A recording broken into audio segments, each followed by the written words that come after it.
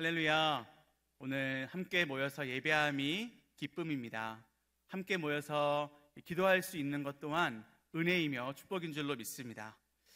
좀 황당한 질문으로 또 황당한 좀 생각으로 한번 설교의 문을 열었으면 좋겠는데요. 우리는 오늘 어떠한 기도 제목을 가지고 기도해야 될까요? 나라는 사람은 과연 기도를 할 줄 알까요? 오늘 기도하러 모였잖아요. 그리고 우리가 오늘 새벽에도 또 집중 새벽 기도회로 기도도 했는데요. 오늘도 기도회를 나왔습니다. 우리는 오늘 어떤 기도를 하는 것이 완벽한 기도가 될 수 있을까요? 저에게는 4명의 자녀가 있습니다. 첫째는 태어난 지 12년 1개월 6일째를 지나고 있고요. 둘째는 9년 5개월 12일을 지나고 있고요. 셋째는 3년 6개월을 지나고 있습니다. 요즘에 이렇게 핸드폰에 다 알려주기 때문에 상세하게 알 수가 있습니다. 넷째는 67일이 되었습니다. 이 네 친구들의 공통적인 기도가 있습니다. 기도라기보다는 외침이죠. 밥 주세요! 배고파요! 입니다. 자, 그러면 물어봅니다. 아빠가 물어봅니다. 뭐 먹을래? 그러면 첫째가 뭘 좀 안다고 이렇게 말합니다. 뿌링클. 뿌링클 뭔지 알아? 치킨입니다. 치킨. 그리고 또 어떤 친구는 짜장면, 또 어떤 친구는 또 스시. 스시. 물론 와사비는 빼고 먹습니다. 그래서 그래. 그러면 오늘 이걸 먹자. 그래서 선택을 해줍니다. 그런데 이 친구들의 바람은 내일도 그것을 또 먹는 겁니다. 모레도 또 먹는 겁니다. 그런데 우리 유치부 친구들도 있는데 속으로 한번 대답해 보세요. 내가 먹고 싶은 뿌링클을 내일도 먹을 수 있나요? 먹을 수 있는 가능성이 거의 없습니다. 물론 교회에 오면 먹을 수는 있습니다. 집에서 안 먹는 라면도 한 번씩 먹고 그러죠?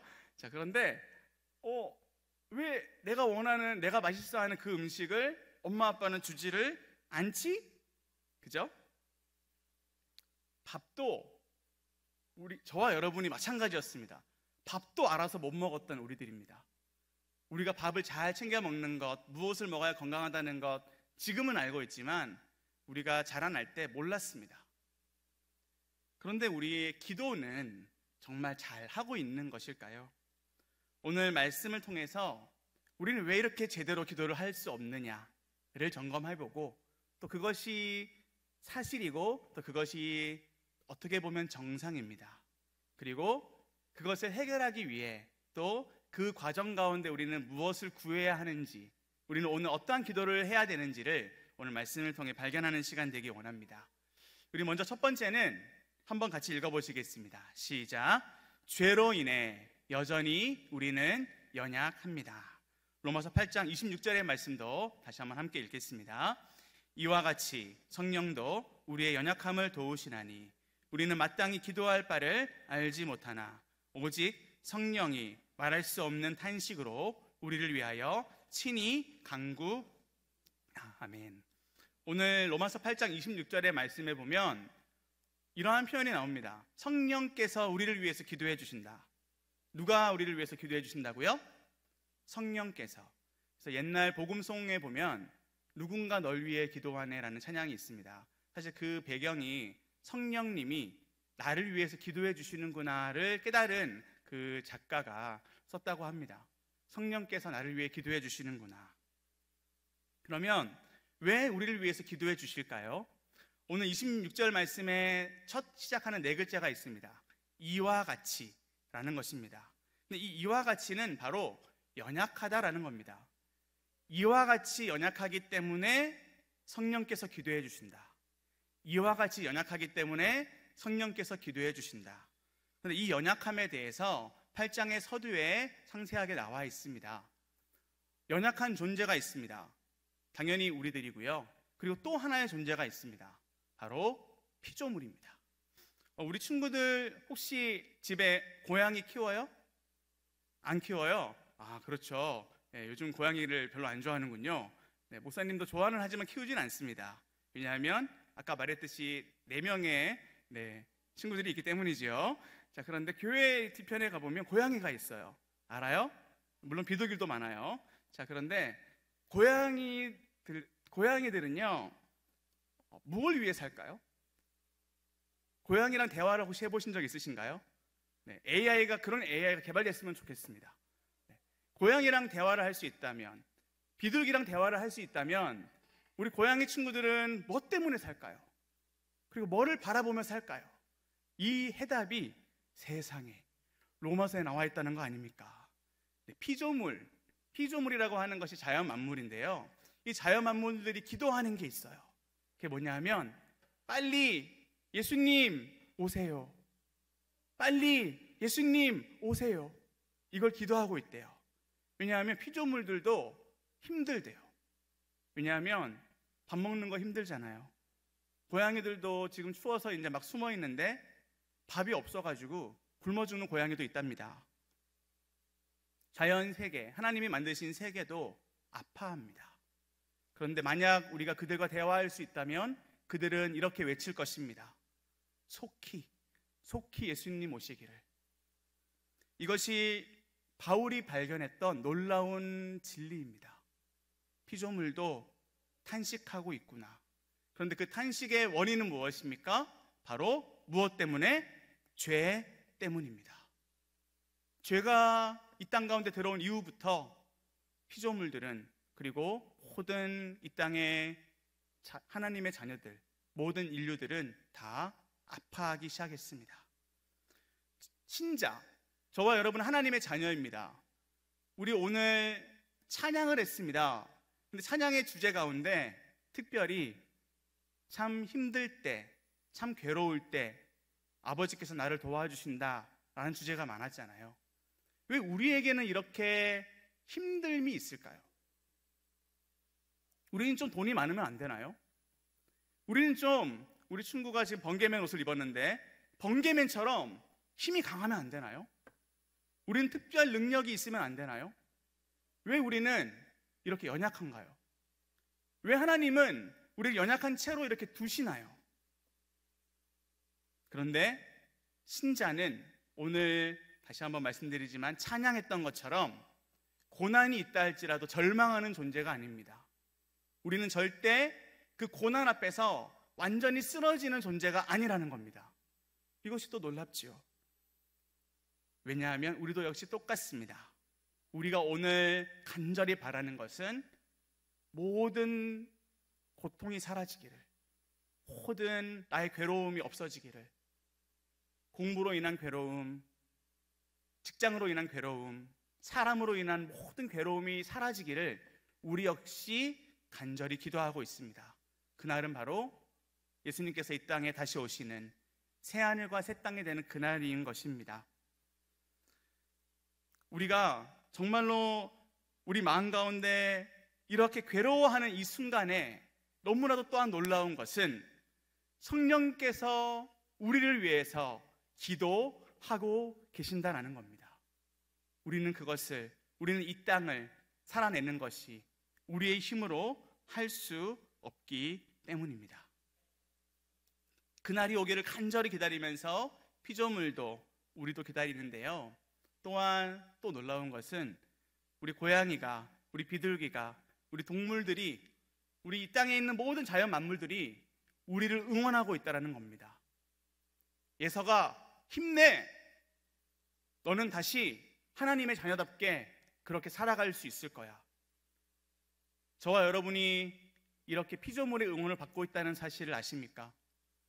그리고 저와 여러분이 성령의 놀라우신 그러한 능력으로 우리는 다시 일어나고 또 다시 우리에게 주어진 이 고난을 잘 감당할 수 있는 줄로 믿습니다. 우리가 신음하는 것, 우리가 괴로워하는 것, 그런데 우리는 마땅히 오늘 이 시간 기도해야 될 것이 무엇인지를 알지 못하는 그러한 상황 가운데 있습니다. 왜 그럴까요?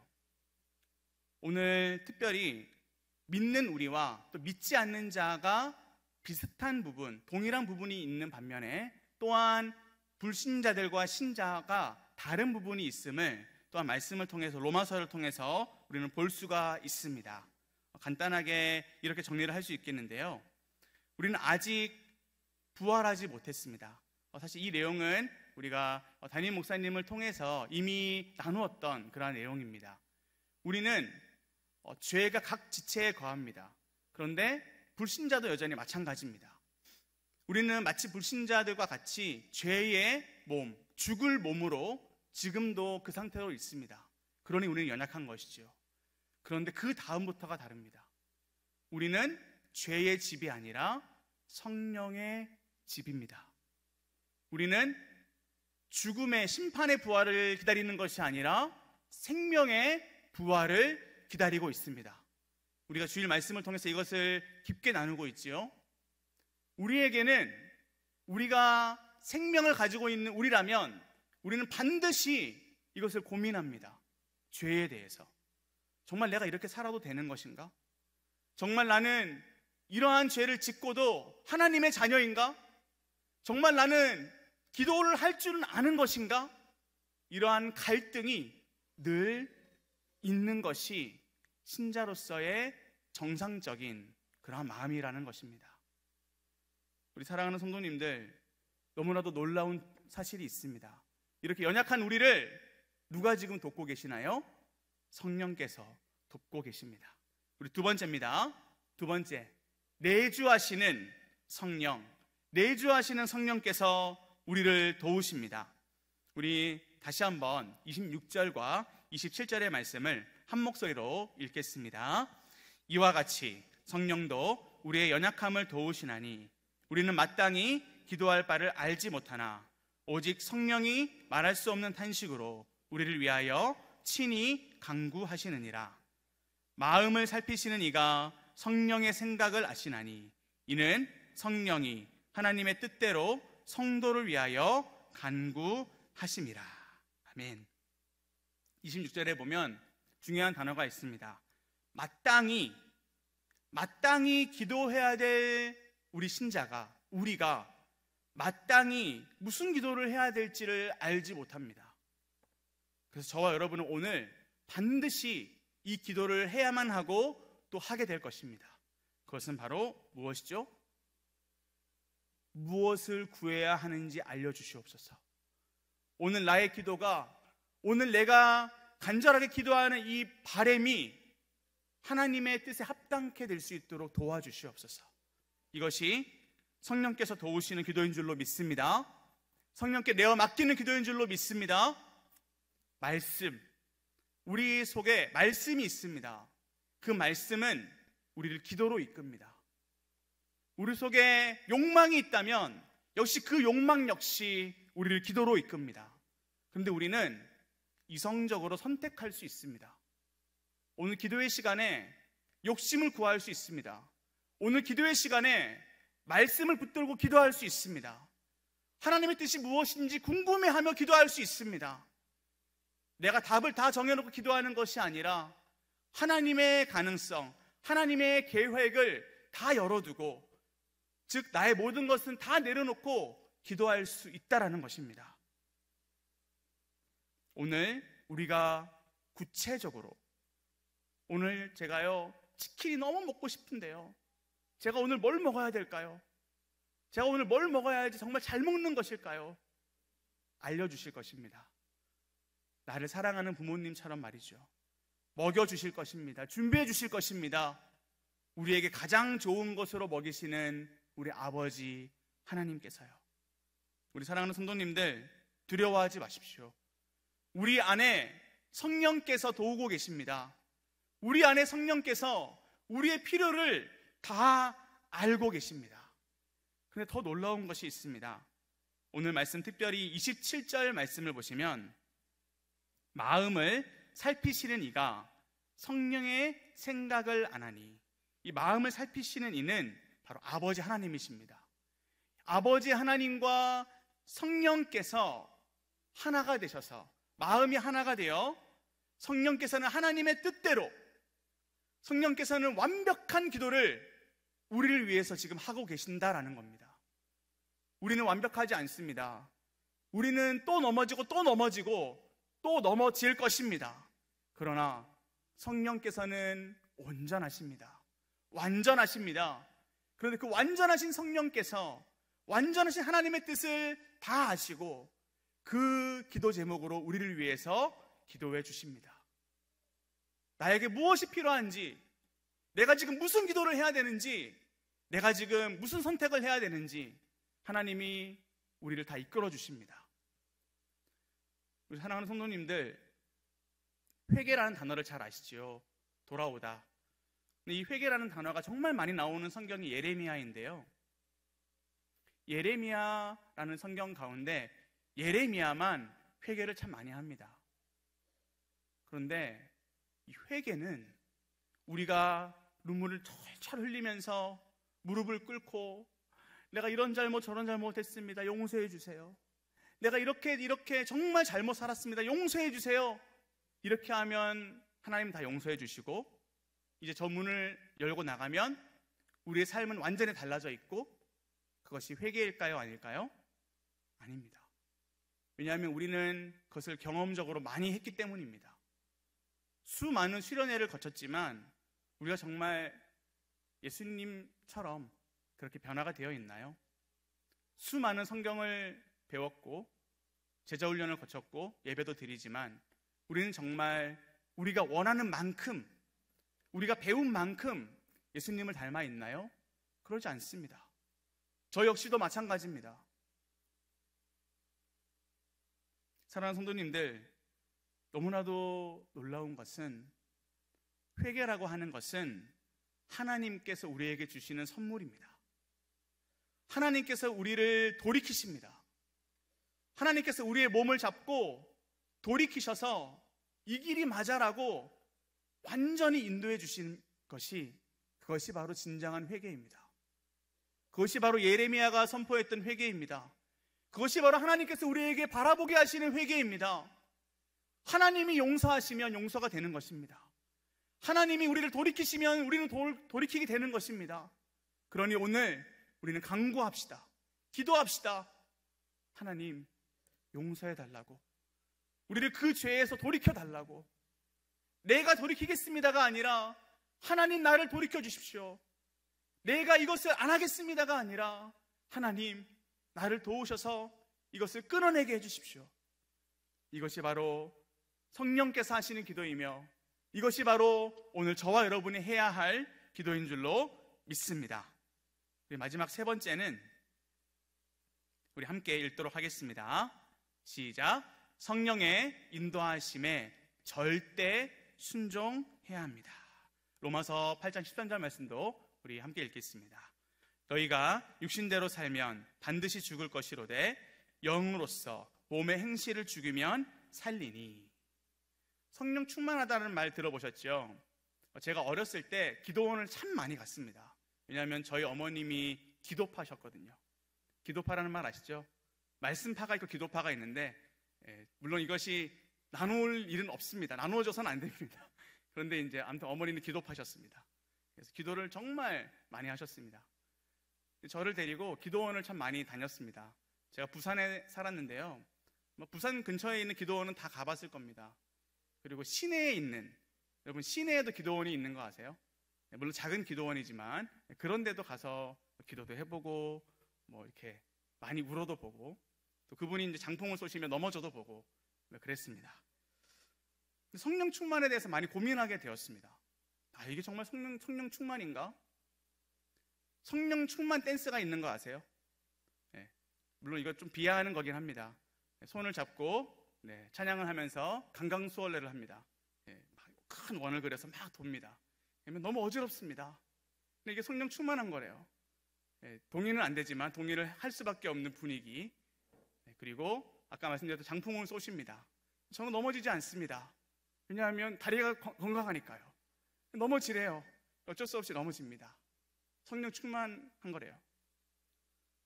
성령 충만, 이 성령 충만이 우리가 정말 성령 충만하면 우리는 정말 예수님을 100% 닮게 되어서 죄를 절대로 짓지 않게 될 수 있을까요? 우리 번개맨이 있는데 우리 번개맨처럼 힘이 강하면 죄도 안 지을 수 있을까? 그게 아닌 거예요. 우리가 성령 충만해도 100% 예수님을 닮을 수 없습니다. 왜냐하면 아직 예수님이 이 땅에 오시지 않으셨기 때문입니다. 처음에 말씀드렸죠. 우리 이 땅에서는 아무리 성령 충만해도 우리는 연약함을 고백하게 될 것입니다. 성령 충만은 무엇입니까? 성령 충만은 생각하는 것입니다. 이성적인 것입니다. 그리고 나의 감정에 동의가 있어야 하는 것입니다. 그리고 내가 의지적으로 선택하고 결정하는 것입니다. 즉 몸의 육신의 행실을 죽이는 것, 내가 이 행실이 잘못되었다라고 판단되어야 하고 내가 이 행실을 안 하겠노라고 결단해야 하고 그것을 하지 않아야 합니다. 그것의 근처에 가지 않도록 스케줄링 해야 합니다. 우리가 건강을 유지하기 위해서도 먹을 것, 안 먹을 것을 구별합니다. 헬스장을 몇 시에 갈지를 정합니다. 내가 운동을 몇 시에 하고 어떻게 할지 루틴을 다 짭니다. 이게 성령 충만으로 짜는 것입니다. 기도해서 짜는 것인가요? 물론 기도해서 짜시겠죠. 그러나 어떠한 기도의 그 환각 상태에서 짜는 것이 아니라 이성적으로 시간을 생각하고 이성적으로 나의 모든 것들을 고려하면서 짜는 것입니다. 우리 사랑하는 성도님들, 영의 생각, 육신의 행실을 죽이는 것, 그것은 반드시 이성, 즉 말씀을 붙들고 해야만 합니다. 우리의 생각으로 할 수 없습니다. 우리의 계획으로 절대로 되지 않습니다. 성령 충만하다라고 하는 것은 말씀을 깨닫고 또 깨닫고 깨달으려고 듣고 또 듣는 것입니다. 그리하여 우리의 날카로운 이성으로 우리의 감정의 문제들을 바라보고 우리가 정말 이 죄를 좋아하고 있는 것인가 싫어하고 있는 것인가, 여전히 이 죄를 좋아하고 있는 것은 아닌가를 우리는 반드시 분별해내야 합니다. 그리고 그 죄와 멀어질 수 있는 계획을 짜셔야 합니다. 이것이 몸의 행실을 죽이라 라는 것이 구체적인 대안입니다. 총교도들은 이 말씀을 가지고 정말 수없이 고민하며 기도하며 그렇게 살려고 몸부림쳤습니다. 그리하여 말씀의 부흥이 있었고요. 웨일즈도 영국도 또 우리나라도 이 말씀의 부흥을 맛보게 되었습니다. 오늘 금요 기도회 사실 우리 예배당이 꽉 차진 않았습니다. 물론 꽉 차면 더 박수치기도 좋고 찬양하기도 좀 즐겁겠죠. 그러나 아무리 이 예배당이 꽉 찬들 우리가 진정으로 성령에 순종하지 않으면 교회는 무너집니다. 그러나 지금 비록 소수이지만 우리가 각 사람이 정말 성령 충만하여서 성령의 인도하심에 따라 절대적으로 순종한다면 우리 창신교회에는 부흥이 있을 것입니다. 더 멋진 교회가 될 것이고요. 이번 전도축제 물론 작정 많이 했지만 얼마나 올지 알 수 없습니다. 그러나 더 전도하는 불길이 일어나게 될 것입니다. 10월 27일만이 전도축제가 아니라 11월 3일도 전도축제가 되고 매주 전도축제처럼 우리 교회의 부흥의 불길이 계속 타오를 것입니다. 왜냐하면 성령의 그 뜻에 우리는 절대 순종할 것이기 때문입니다. 사랑하는 성도님들, 육신대로 살면 반드시 죽습니다. 그러나 성령으로 살면 반드시 살아납니다. 생명이 생명을 낳게 됩니다. 우리는 바울처럼 복음을 전할 수 있을 것입니다. 우리 교회는 하나님이 가장 기뻐하는 교회로 그렇게 더욱 나아가게 될 것입니다. 우리 유치부도 그렇게 나아가게 될 것입니다. 긴 설교를 들어줘서 고마워요. 저와 여러분, 그러한 믿음의 성령의 사람들이 되어 성령의 인도하심을 붙잡고 성령께서 우리를 도와주시는 그 기도를 신뢰하며 기도로 나아가시는 저와 여러분 되시기를 예수님의 이름으로 간절히 소망합니다.